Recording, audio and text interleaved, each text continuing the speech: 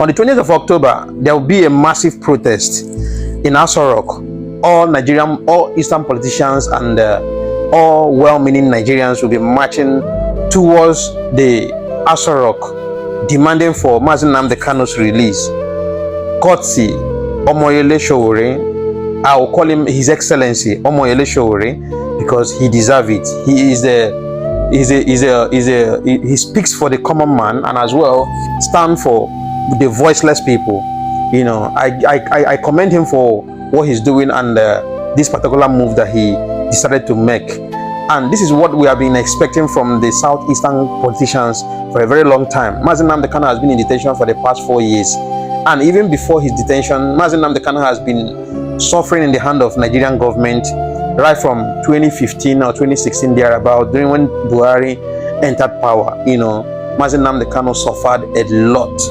Now he's still in detention after when they went to, you know, Kenya to, you know, kidnap him. I will not call it arrest him. I will not call it they arrested him. I will say they kidnapped him, because it was unlawful. It was an unlawful arrest and unlawful detention. You know, and since then I've never seen any single Eastern politician that stood up against the injustice that is meted on the Mazi Nnamdi Kanu. But nevertheless, kudos to one honorable, I mean, he's the honorable member of Omahia South Federal Constituency, Honorable something Ugocha or something like that. He was in, you know, court the other day with Mazi Nnamdi Kanu. He came for solidarity. That kudos to him, and other people like Senator Enyinea Baribe, and I think that's all. But all the rest were all silent. They were all quiet. They acted like as if it's not their business, it's not their problem. And Mazi Nnamdi Kanu was languishing in detention until Omoyele Sowore came out to speak up, you know, to demand for Mazi Nnamdi Kanu immediate release. And that is when Nigeria Eastern politicians started saying that, yeah, they would join. So for you, if you have not heard, there will be a massive protest on the 20th of October 2025, marching towards Aso Rock, in demanding for Mazi Nnamdi Kanu's unconditional release. And it is very, very, very important. It is very extremely important, because this thing is becoming obvious. It's now obvious that it's a witch hunt. I will not call it I would say this is a kind of oppression that is they're trying to do. They're trying to use power and the influence against Mazi Nnamdi Kanu, because they know very well that what Mazi Nnamdi Kanu represents and what he can be, what he's capable of. You know, Mazi Nnamdi Kanu is a man that, you know, a man of his word. He stands on his word and is a fearless, you know, leader. And I keep wondering that, I keep saying it time without number, if Sunday Igboho will be walking freely today, that means there is no reason why Mazi Nnamdi Kanu should be in detention till now. If the bandits in the northern part of Nigeria will be working freely, even be on a negotiation table with the government, meaning there is no reason, there's no justifiable reason why Mazi Nnamdi Kanu should still remain in detention. So detaining Mazi Nnamdi Kanu shows clear indication of marginalization and a clear case of oppression, you know, and going contrary to the rule of law, and you know, using power and influence to keep Mazi Nnamdi Kanu still in detention after court acquitted his case, not even granting him bail. His case was acquitted, and the judge asked for his release, and Nigerian government decided to keep Mazi Nnamdi Kanu. And I keep wondering, why are they still keeping him? Is there anything that they are hiding that Mazi Nnamdi Kanu knows very well, that they don't want him to come and spill off there out there? So why is Mazi Nnamdi Kanu so important to the Nigerian government? Why are they not holding Sunday Igboho? They understand very well how intelligent Mazi Nnamdi Kanu is, and they understand the capacity of Mazi Nnamdi Kanu, and they know very well that Sunday Igboho is a freedom fighter, but his own freedom fighter is on another level. I mean, like, he's not that educated, but Mazi Nnamdi Kanu is well learned. So they are very, very scared of him because of what he knows and the things he is about to say about Nigeria. So all we are asking is the release of Mazi Nnamdi Kanu. It's long overdue.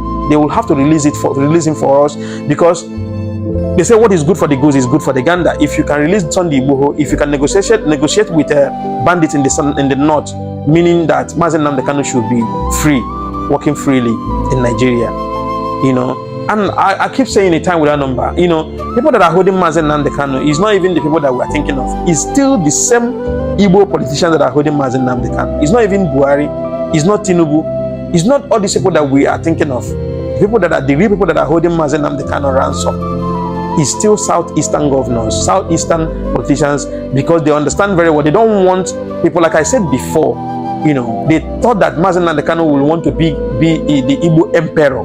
You know, so they wanted to silence him.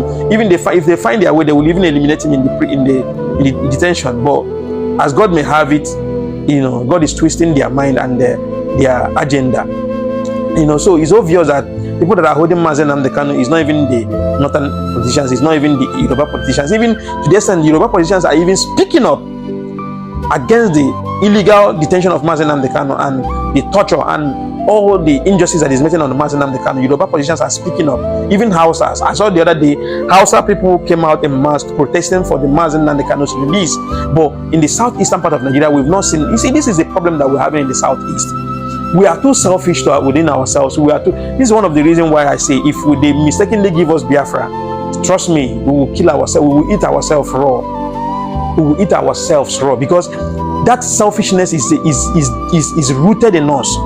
And we want everybody. That's why if you come to a family in the eastern part of Nigeria, the ones that are doing well wants to remain the top, wants to remain the head, and want to see others to be on the bottom. And this is what they do in politics as well. They don't want anybody to rise their head. They want everybody to be silenced. And this is what they're trying to do to Mazi Nnamdi Kanu. And we already know Mazi Nnamdi Kanu should have been released since 2022 or 2021. He should have been released, but they are holding him ransom. They are holding him in detention because they know very well that when he's released, most of these Igbo politicians, their political career will die. They understand that fact, that their political career will die. So that is why they are holding Mazi Nnamdi Kanu. So, nevertheless, on 20th of October 2025, all road leads to Aso Rock. From, I don't know where the venue is going to start. It's going to be starting, but it will be led by Omoyele Sowore, you know, with other top eastern politicians and the House of Rep members in the eastern part of Nigeria. They are coming out in mass to demand for Mazi Nnamdi Kanu's release, unconditional release, and it is long overdue. Mazi Nnamdi Kanu should be released from detention. That is, you know, to make it balanced, because you cannot release Sunday Igboho and still keep Mazi Nnamdi Kanu, because the same law you are accusing Mazi Nnamdi Kanu of going contrary is the same law the Sunday Igboho went contrary. So you can't release Sunday Igboho and detain Mazi Nnamdi Kanu. It's injustice. And secondly, you can't be negotiating with bandits in the bush, bandits in the northern part of Nigeria, and be holding Mazi Nnamdi Kanu ransom. You did not arrest him. You did not get AK-47 from his hand. He did not kill anybody. He did not rape anybody. He did not commit any crime. All he said is that he wants freedom for his people, and you are holding him ransom. Meanwhile, people that are killing people in the northern part of Nigeria, raping people, destroying properties and lives and properties, you are on the negotiation table with them, trying to negotiate with them. This is injustice. It's a clear case of injustice meted on Igbos. I can tell you, I have said it time without number. If Mazi Nnamdi Kanu were to be a Yoruba man or an Hausa man, Mazi Nnamdi Kanu will not even spend 6 months in detention. He will not even spend 3 months in detention.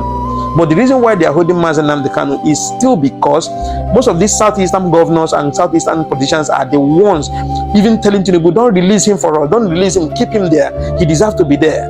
We understand, we know. So it's not Tinubu that is holding Mazi Nnamdi Kanu. In fact, when you come to the right sense, the day Buhari died was the day Mazi Nnamdi Kanu was supposed to be, released, because it is a case of between Mazi Nnamdi Kanu and Buhari, despite everything. But that's not even where I'm heading to. But all I know is that if you are in Abuja or you are in Lagos or you are anywhere in Nigeria, please always get ready.